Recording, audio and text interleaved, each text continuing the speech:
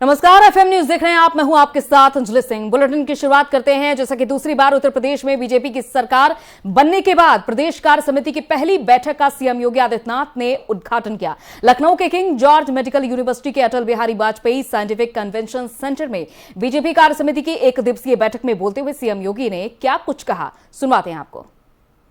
देखने को मिल रहा है, भारत एक नए भारत बनने की ओर अग्रसर है। एक भारत श्रेष्ठ भारत की परिकल्पना हमें अपनी आंखों के सामने बहुत स्पष्ट दिखाई देता है और जीवन के हर क्षेत्र में विगत 8 वर्षों में प्रधानमंत्री मोदी जी के नेतृत्व में हुई प्रगति अभूतपूर्व है, अभिनंदनीय है और यह इस नए भारत को दुनिया के नेतृत्व के रूप में हम प्रस्तुत करते हुए देख रहे हैं। यह हम सब के लिए गौरव का क्षण है और इस अवसर पर मैं आदरणीय प्रधानमंत्री जी के यशस्वी नेतृत्व में केंद्र सरकार के 8 वर्ष के इन सफलतम कार्यकाल के लिए भी आदरणीय प्रधानमंत्री जी का, केंद्रीय कैबिनेट का, अपने सभी राष्ट्रीय पदाधिकारियों का हृदय से अभिनंदन करते हैं। उत्तर प्रदेश के सामने जो पिछली सरकारों ने अपने राजनीतिक स्वार्थों के लिए एक अविश्वास की स्थिति पैदा की थी, प्रदेश के बारे में जो धारणाएं देश और दुनिया में बन चुकी थी, इन 5 वर्षों में भले ही 3 वर्ष ही हमें कार्य करने को मिले हों, 2 वर्ष इस सदी की सबसे बड़ी महामारी कोरोना के प्रबंधन और उससे प्रत्येक नागरिक को राहत मिल सके, इस दिशा में जो प्रयास केंद्र और प्रदेश सरकार ने मिलकर के आगे बढ़ाए थे, इसमें ज्यादा समय हमारा प्रबंधन और इससे आम नागरिक को राहत मिल सके, इसमें ज्यादा समय हम लोगों को लगाना पड़ा। लेकिन उस सब के बावजूद उत्तर प्रदेश 2017 के पहले उत्तर प्रदेश के बारे में देश और दुनिया की क्या धारणा थी, राजनीतिक दलों के बारे में, सरकारों के बारे में, उत्तर प्रदेश की जनता की क्या धारणा थी, और जब 2022 में विधानसभा के चुनाव सकुशल संपन्न होने के बाद फिर से प्रदेश में भारतीय जनता पार्टी के नेतृत्व की सरकार बनी है, चाहे वह प्रदेश के अंदर 2,61,00,000 गरीबों के घर में शौचालय बनाने का कार्य, मित्रों बहुत बड़ा कार्य था ये। जब स्वच्छ भारत मिशन की घोषणा प्रधानमंत्री मोदी जी ने 2 अक्टूबर 2014 को की थी, उस समय तमाम विरोधी दलों के द्वारा तमाम प्रकार की बातें कही जा रही थी, लेकिन स्वच्छ भारत मिशन का लक्ष्य उत्तर प्रदेश के सहयोग के बगैर प्राप्त नहीं किया जा सकता था। दुर्योग से उत्तर प्रदेश के अंदर उस समय की जो सरकार थी उसकी इसमें कोई रुचि नहीं थी। जिस उत्तर प्रदेश को 2,61,00,000 घरों में एक शौचालय बनाने थे, 2.5 वर्ष में उस उत्तर प्रदेश में मात्र 25 लाख शौचालय बन पाए थे और इस लक्ष्य को प्राप्त करना था मात्र 4 वर्ष के अंदर। 2.5 वर्ष बीत गए। अब 2.5 वर्ष बीत जाने के बाद मात्र 1.5 वर्ष का कालखंड था जब भारतीय जनता पार्टी नेतृत्व की सरकार आई। यद्यपि भारत सरकार ने, प्रधानमंत्री जी ने हम लोगों की चुनौती को भी देखा और उन्होंने उस समय इसको 1 वर्ष के लिए और बढ़ाया कि देश स्वच्छ भारत मिशन के लक्ष्य को प्राप्त करने के लिए, ओडीएफ के लक्ष्य को प्राप्त करने के लिए अब इसे 1 वर्ष तक और इसको विस्तार देती है। लेकिन उत्तर प्रदेश की टीम ने आदरणीय प्रधानमंत्री जी के नेतृत्व में जो पहले से निर्धारित समय था, अक्टूबर 2018 में ही उत्तर प्रदेश को खुले में शौच से मुक्त करने की कार्रवाई को संपन्न करने 2,61,00,000 शौचालय बनाकर के उस लक्ष्य को प्रदान करके आदरणीय प्रधानमंत्री जी के विजन को जमीनी धरातल पर उतारने का काम भी किया। आप में से बहुत सारे पदाधिकारी पूर्वी उत्तर प्रदेश के इंसेफ्लाइटिस से प्रभावित उन क्षेत्रों में देखे होंगे जहां पर हजारों मौतें हर वर्ष केवल मस्तिष्क ज्वर और उससे जुड़ी हुई बीमारियों से होती थी। स्वच्छ भारत मिशन लागू होने के बाद, ईमानदारी के साथ उसे लागू होने करने के बाद आज इंसेफ्लाइटिस से जिस उत्तर प्रदेश में 1,500 से 2,000 मौतें प्रतिवर्ष होती थी, हम लोगों ने विगत 5 वर्ष के अंदर स्वच्छ भारत मिशन की प्रभावी कार्य योजना को लागू करने के बाद उसकी सफलता के साथ इंसेफ्लाइटिस से होने वाली मौतों को 95% नियंत्रण करने में सफलता प्राप्त की है। 95% मौतों को रोकने का मतलब एक उस बहुत बड़े लक्ष्य को प्राप्त करने में हमें सफलता प्राप्त हुई कि आखिर परिणाम क्या है। परिणाम है जो एक मासूम काल कल्पित होता था बीमारी से, स्वच्छ भारत मिशन ने आज उसे भी जीवन की मुख्य धारा के साथ जोड़ करके जीने का अधिकार दिया है। भारतीय जनता पार्टी नेतृत्व की सरकार पर विश्वास करते हुए उसे 2/3 से अधिक जनादेश देकर के विपक्ष के उन सभी षड्यंत्रों को धूल दूषित करने का कार्य किया जो एक सपने पाले हुए थे कि हम लोग उत्तर प्रदेश के अंदर अगर इस प्रकार का षड्यंत्र करेंगे तो उस षड्यंत्र से इस प्रकार की तस्वीर पैदा हो जाएगी और उस तस्वीर से हम खंडित जनादेश के माध्यम से फिर उत्तर प्रदेश में अपना जो लूट तंत्र है उस लूट तंत्र को आगे बढ़ाएंगे। वह पूरी तरह बेनकाब साबित हो चुका है। भाइयों बहनों, 2022 का जनादेश बहुत स्पष्ट संकेत करता है कि अगर आप कार्य करेंगे गांव के लिए, गरीब के लिए, किसान के लिए, नौजवान के लिए, महिलाओं के लिए, समाज के प्रत्येक तबके के लिए ईमानदारी के साथ कार्य कर रहे हैं तो जनता जनार्दन भी उसी मजबूती के साथ जाति, मत, मजहब, क्षेत्र, भाषा से ऊपर उठ करके आपके साथ पूरी मजबूती के साथ खड़ी होती हुई दिखाई देगी।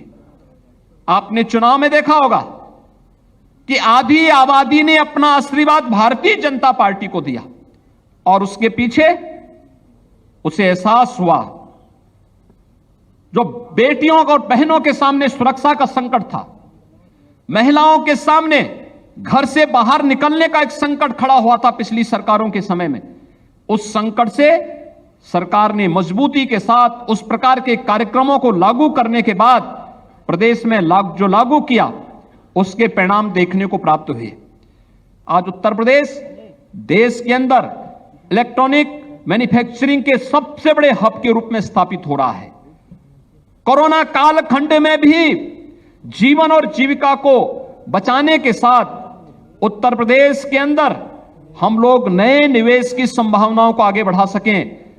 देश का पहला डिस्प्ले यूनिट हम लोग उत्तर प्रदेश के अंदर चीन से लेकर के आए कि चीन में जो था पहले, लेकिन चीन के प्रति दुनिया के अविश्वास का परिणाम आज वहां से निवेश उठ करके दुनिया की तरफ जब भाग रहा है तो उसमें से देश की पहले डिस्प्ले यूनिट को उत्तर प्रदेश के अंदर ला करके हम लोगों ने सफलतापूर्वक उससे प्रोडक्शन भी अपना प्रारंभ कर दिया है कि अब चीन दुनिया के अंदर निवेश के सबसे बेहतर डेस्टिनेशन के रूप में नहीं बल्कि दुनिया के अंदर भारत निवेश का सबसे अच्छा डेस्टिनेशन होगा। ये प्रधानमंत्री मोदी जी के नेतृत्व में साकार हुआ है और उत्तर प्रदेश भारत के अंदर निवेश का सबसे बड़ा डेस्टिनेशन होगा। यह उत्तर प्रदेश आज इस दिशा में कार्य करता हुआ दिखाई दे रहा है। मित्रों, लखनऊ में आज मायावती की अध्यक्षता में बीएसपी की बैठक हुई और बैठक में सभी प्रदेश प्रभारी बीएसपी प्रमुख और उत्तर प्रदेश के पूर्व मुख्यमंत्री मायावती ने आगामी 23 जून को होने वाले लोकसभा उपचुनाव में आजमगढ़ में उम्मीदवार उतारने का फैसला किया है। हालांकि पार्टी रामपुर में उपचुनाव नहीं लड़ेगी। बीएसपी के प्रदेश इकाई की 2 दिवसीय जिला और मंडल स्तरीय समीक्षा बैठकों के बाद पार्टी प्रमुख मायावती ने आज एक बयान जारी कर कहा है कि बीएसपी सीमित संसाधनों वाली पार्टी है जिसका मुकाबला बड़े बड़े पूंजीपतियों और धन्ना सेठों के धनबल पर चलने वाली विरोधी पार्टियों के साम दाम दंड भेद आदि हथकंडों से लगातार होता रहता है। बीएसपी ने अपने बयान में कहा है कि बीएसपी की कैडर बैठक में उत्तर प्रदेश में आगामी 23 जून को होने वाले लोकसभा उपचुनाव में एक सीट पर उम्मीदवार उतारने का फैसला किया गया है और इसमें कहा गया है कि बीएसपी आजमगढ़ संसदीय क्षेत्र में उपचुनाव लड़ेगी लेकिन रामपुर लोकसभा सीट पर उम्मीदवार नहीं उतारेगी। बीएसपी ने कहा है कि रामपुर क्षेत्र में पार्टी को अभी और मजबूत बनने की जरूरत है और 2024 के लोकसभा चुनाव में बीएसपी वहां उम्मीदवार जरूर उतारेगी।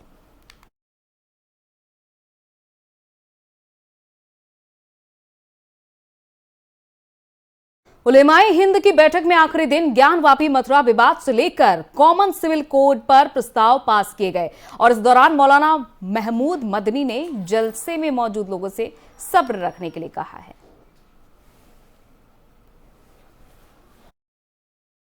मुल्क हमारा और हम इसे बचाएंगे, किसी को अगर हमारा मजहब बर्दाश्त नहीं है तो कहीं और चले जाओ।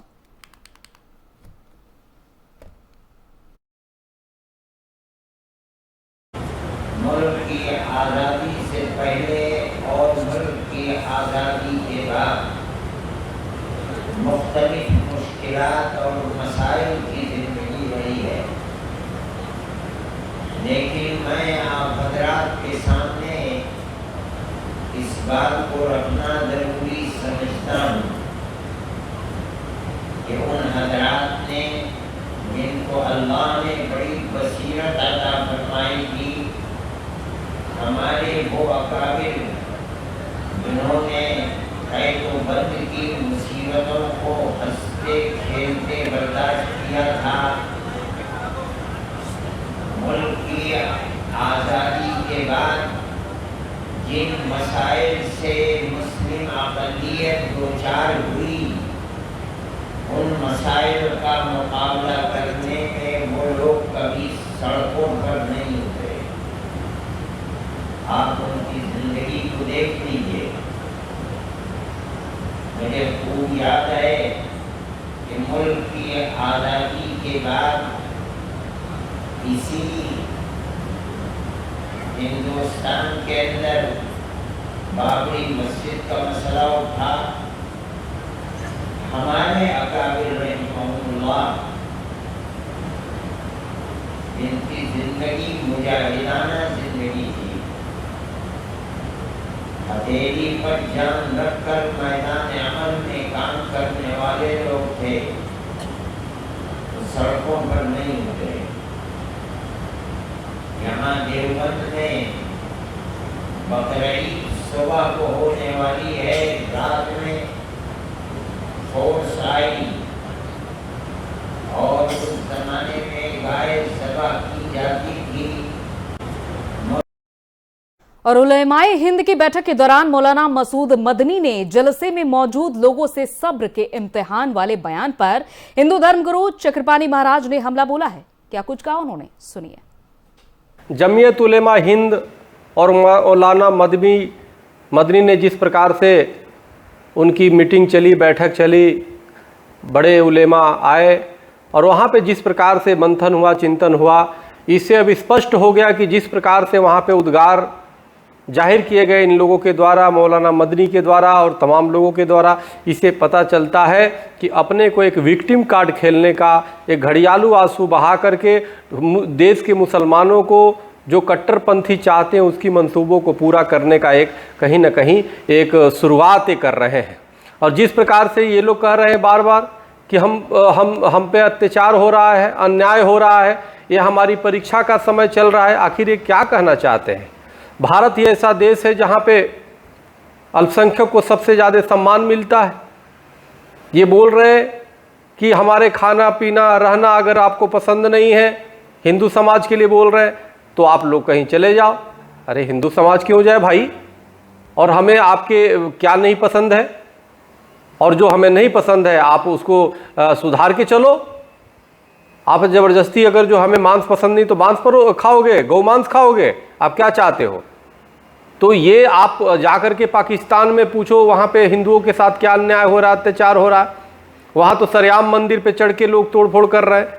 और भारत में तो एक राम मंदिर को लड़ने के लिए सैकड़ों वर्ष की लड़ाई लड़ी गई, और वो भी लड़ाई लड़के तलवार के बल पे नहीं, माननीय सर्वोच्च न्यायालय से निर्णय लेकर के राम मंदिर के मार्ग प्रशस्त हुए। उसके बाद भी 5 एकड़ जमीन मुस्लिम पक्षकारों को मिली, तो 5 एकड़ के लिए तो हम हिंदुओं ने विरोध नहीं किया। तो इस प्रकार की जो भाषा है, और आप बार बार कह रहे हैं कि इतना सहने के बावजूद हम चुप हैं, हमारी सब्र का इम्तिहान हो रहा है, तो ये कहीं ना कहीं मुस्लिम समाज को भड़काने का काम कर रहे हैं। कहीं ना कहीं आप पाकिस्तान से आपके लिंक जुड़े हुए हैं।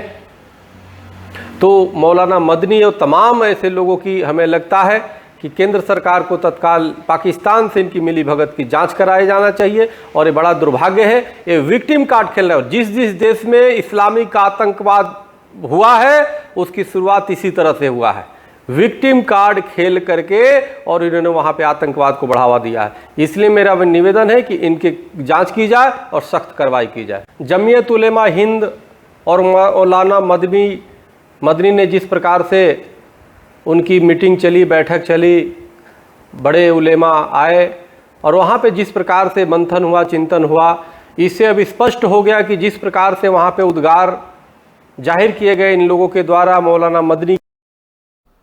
और यूपी में बजट सत्र शुरू होने के बाद से सियासी घमासान शुरू हो गया और इधर ज्ञानवापी को लेकर जमीयत उलेमाए हिंद सम्मेलन कर रहा है।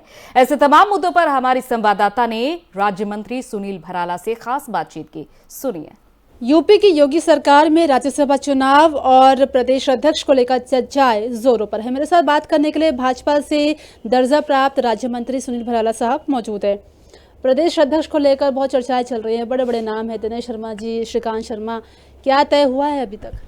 देखिए, ये भारतीय जनता पार्टी केंद्रीय नेतृत्व के द्वारा निर्णय होता है और केंद्रीय नेतृत्व जो है पार्टी के हित को लेकर के वो किसको बनाएंगे, अभी किसकी घोषणा होगी, ये सब गर्भ में है। राज्यसभा चुनाव को लेकर बात करते हैं, 57 सीटों पे चुनाव होने हैं, यूपी की 11 सीटें हैं, 7 आप लोगों के खाते में जा रही है, क्या तैयारी है, क्या नाम है, कुछ बताएं। 7 नहीं 8 हमारे खाते में जाएगी। 8 सीट पर हमारे विजय होंगे प्रत्याशी।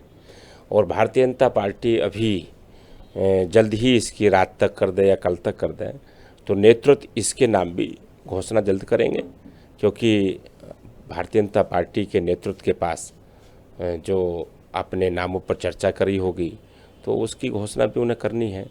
किस कार्यकर्ता को जिम्मेदारी मिलेगी इस काम की, तो वो नेतृत्व को जानकारी है। भारतीय जनता पार्टी में बेचैन होने के लिए कार्यकर्ता नहीं बनता, कार्यकर्ता सबसे बड़ा पद भारतीय जनता पार्टी में है।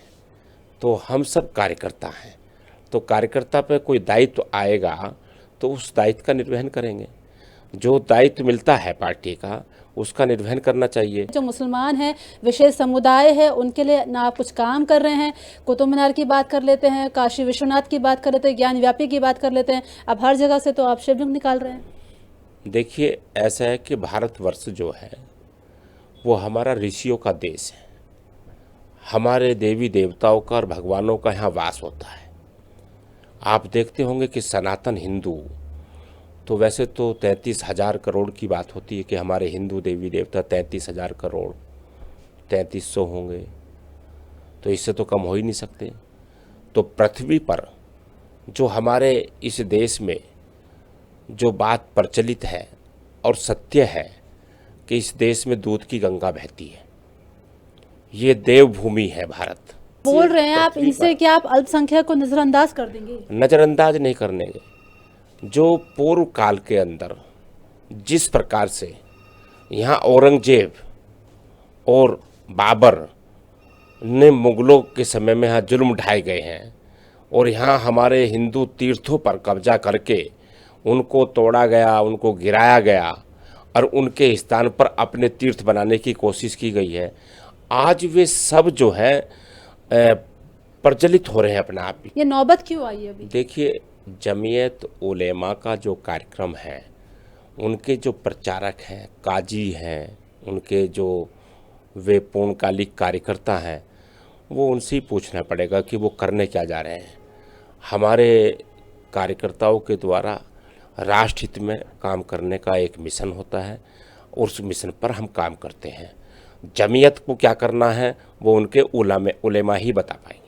चलिए, बहुत शुक्रिया। तो मेरे साथ आप सुनील भराला को सुन रहे थे, जो बता रहे हैं कि जल्द ही प्रदेश अध्यक्ष और राज्यसभा को लेकर चीज़ें यहाँ पर देखिए साफ हो जाएंगी, स्पष्ट हो जाएंगी। और इसी के साथ जमीयत उलेमाए हिंद बैठक करने वाला है, लेकिन ये अपने ही तेवर दिखा रहे हैं और बता रहे हैं कि सनातन धर्म कितना पुराना है और किस तरीके से देश में चल रहा है। कैमरा पर्सन दीपक के साथ उशी मंदोला, FM। और भाषा पर चल रहे विवाद को लेकर उपराष्ट्रपति वेंकैया नायडू ने बयान दिया है। उन्होंने कहा है कि हमें किसी भी भाषा का विरोध नहीं करना चाहिए, सुनिए। Indian language is very rich, so we must always feel, and I feel that we must promote our mother tongue. Mother tongue, motherland, they are very important. Mother who has given you beautiful birth, you should never forget her. And the native place to which you belong to, you must do something to the place where you were born.